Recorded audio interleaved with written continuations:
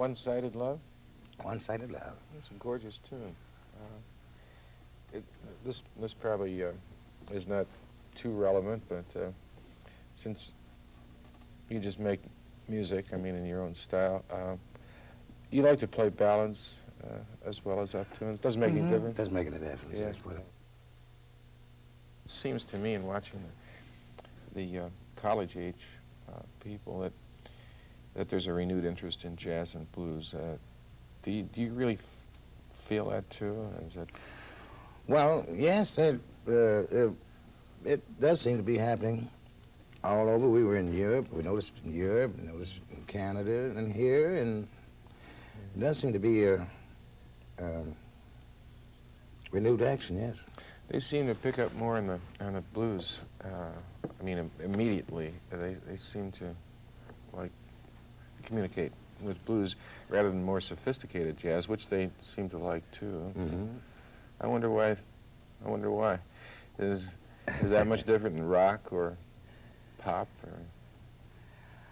Well, I don't know. Well, a lot of people have different reasons for picking up. A lot of people listen to the words. Words mean a lot to a lot of people.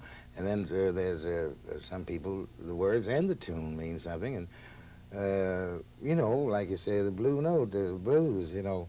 I used to have a guy come in the club, and he'd always tell me, he says, say, I'll play the blues. He said, but don't leave out the blue notes. Don't you we know. play the blues? So a lot of people, you know, you recognize, I guess you recognize the blue note when you hear it, you know. Well, could you go over a blues progression just like once? Oh, let's see. So,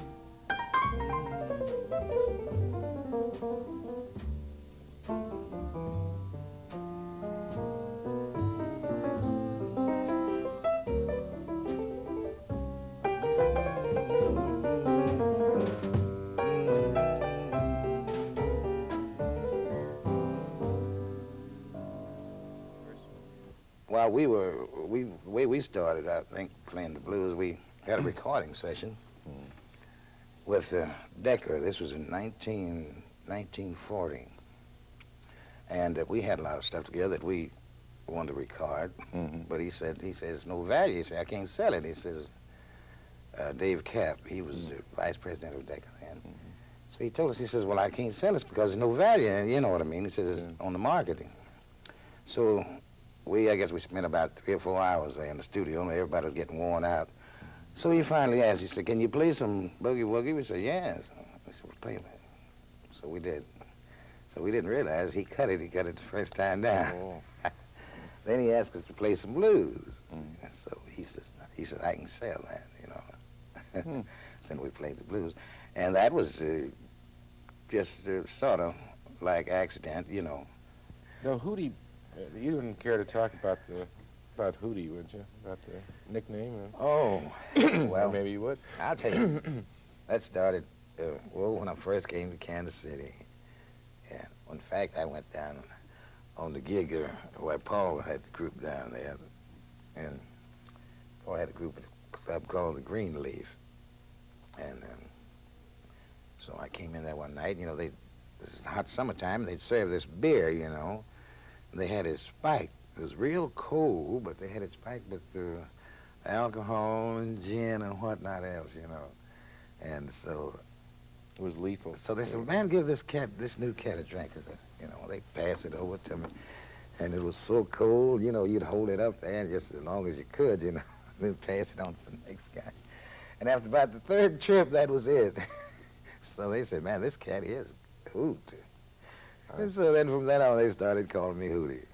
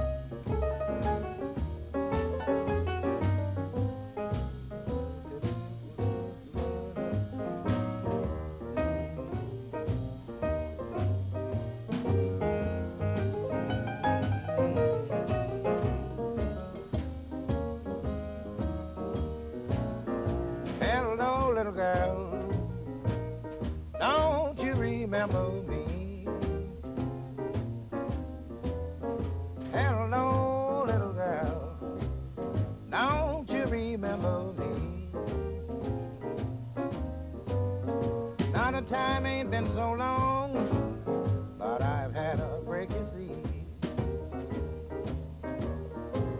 Well, I'm doing all right.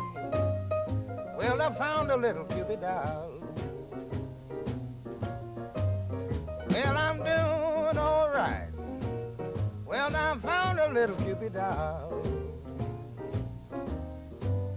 Well, she lives 3 flights up, and she sends me with a smile. Well, she calls me a lover, yes, and a beggar too. Well, she calls me a lover, yes, and a beggar too. Now ain't you sorry, little girl, that my new little girl ain't you?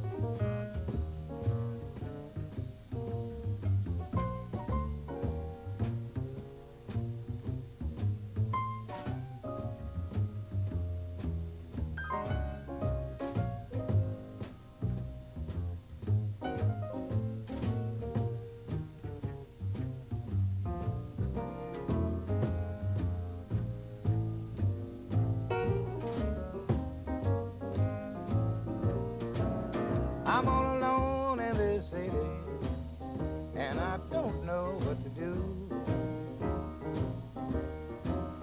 I'm all alone in this city, and I don't know what to do. Well, I'm slowly going crazy, and it's all on account of you. Why don't you get yourself together so we can spread some fun and joy? Please get yourself together so we can spread some fun and joy. 'Cause I want to be your lover and just not any old play toy.